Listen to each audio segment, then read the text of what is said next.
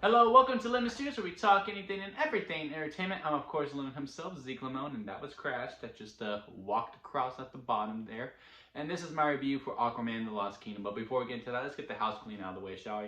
I'm going to need you to leave a like, comment below, let me know your thoughts on Aquaman The Lost Kingdom and the DCU as a whole, as it is now officially over. And also hit that subscribe button, as that would be a great Christmas present for me. Happy holidays, everyone.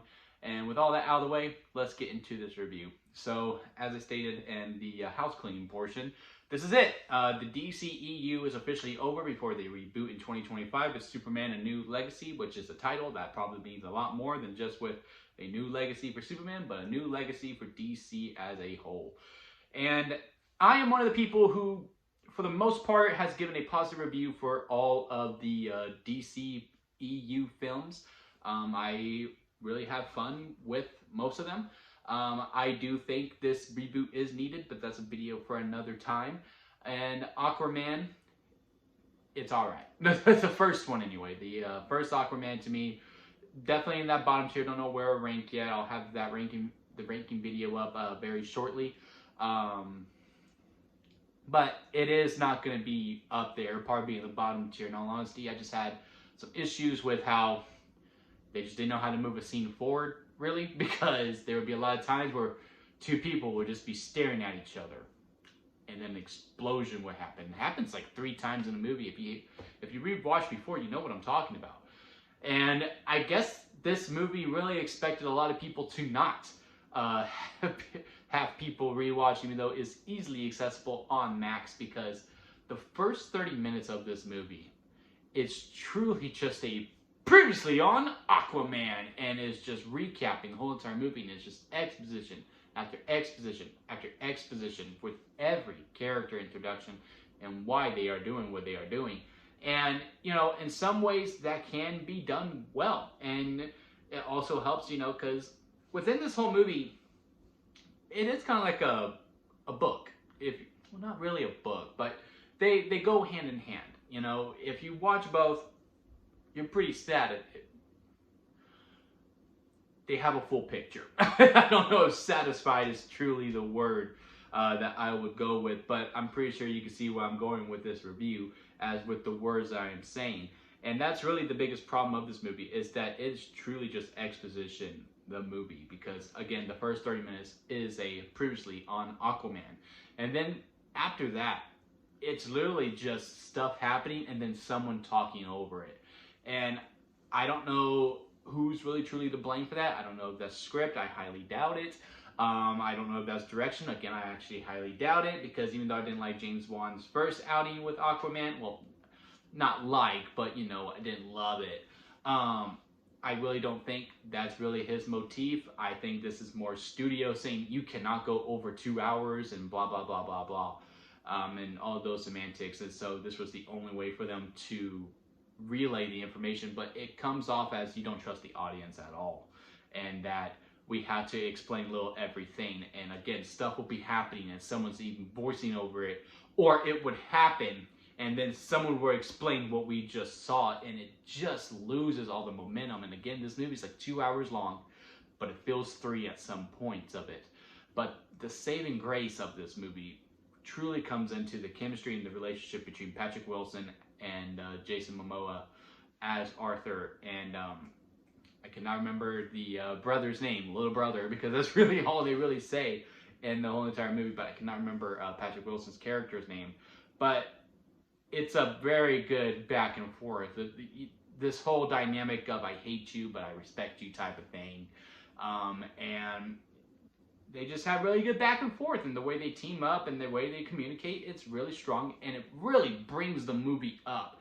And also Black Manta, when he is conversating with Arthur, doesn't do it a lot, but when he does conversate, there's a clip going around of his first dialogue to him when they're fighting under the sea, anyway.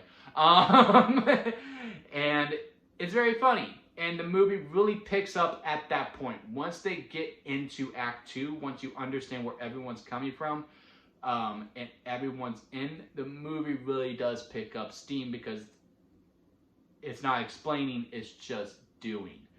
But again, it does lose that momentum once they get done with some action scenes or some quippy dialogue, and they're like, all right, so just to recap, this is everything this is what we know, this is what we think is going to happen, and here's what's in the future. Again, slideshow presentation. And it just really, really, really affected the movie, and it really decreased my enjoyment of it to the point, well, I really do think that this is probably my least favorite. Like, in the ranking, this would probably be the first poster that comes up once I do it. And it's not only the losing the momentum, even though that is the biggest part, it's also the handling of the villain with Black Manta. And it just hurts from when the first movie happened, because if you're into wrestling, there's this term called jobbing. And if you're into wrestling, you know what that means. But for those who do not know wrestling, jobbing is where you do a job for someone, where you basically lose to make the other person look good. And that's what Black Manta was in the first movie. So now we're asking, okay, now he is the main villain, if you will, in this movie. It's just a lot to buy in, and, you know, to me, the only way to really convey that off is that he has to win in the first battle. But he really doesn't do that. He kind of just gets away from by the scrape of his teeth. Is that the term? Like, he just barely makes it away, and they make it a point to go, well, if Aquaman would have got to him before he escaped, Aquaman would have saved the day. They make it a point for that, to the point where he's really jobbing in this movie too, because they really give the gist of it in the trailer, is that he's kind of possessed by the Lost Kingdom, the king of the Lost Kingdom, trying to, you know, open it up and taking that away. And towards the end, he kind of just jobs. Again, not giving anything away, but he kind of jobs again at the end, and he kind of comes off as a joke. And I didn't read a lot of Aquaman comics, but from my understanding, Black Manta is supposed to be his Joker, his Lex Luthor, his Green Goblin, if you want to bring Marvel into the mix. That's, from my understanding, from what I see online, is that Black Manta is supposed to be his biggest rival. And I just don't see that in the movies, where now I'm just kind of like, okay, if we're getting this reboot, let's take Black Manta a little more seriously, if that is truly who he is supposed to be. And those two things are really the main points I get in. And look, again, the performances are good for the most part. And again, I'm trying to be as forgiving as I can for this movie, because, again, this movie went through 3 different leaderships. And then a court case from someone in the movie, and they did pretty good limiting that person's appearance, and explaining it well as to why that person is not appearing in this movie as often. So I'm trying to be as forgiving as possible, because this movie just had a lot, and I mean a lot, going against it. And again, being the final DCEU movie, and knowing that, okay, we're not going to be able to move forward at all going through, and it just comes off as a dud. And again, it's probably my least favorite DCU movie. I'm not saying it's bad, because there are some moments, and again, I was in a pretty decent sized crowd, and I was with my family. My family wanted to go see this movie. And the beats that and the things this movie is trying to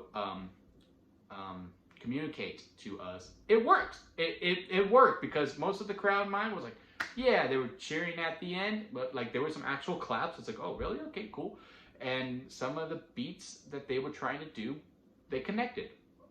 It fell flat for me, but in the auditorium that I was in, for the most part, it connected with the people. So there is some enjoyment in this movie. It just really wasn't for me, most of all. And it's kind of sad, because I was also in the same theater. This was not planned at all, because we were originally trying to go to another theater. That I was in the same theater that I saw Man of Steel in. And so, Man of Steel, it's one of my top favorites, maybe my favorite, after I go through the whole entire list. To go from the high to the low, it's a pretty bittersweet, but hey, that kind of explains the whole DCEU now, doesn't it?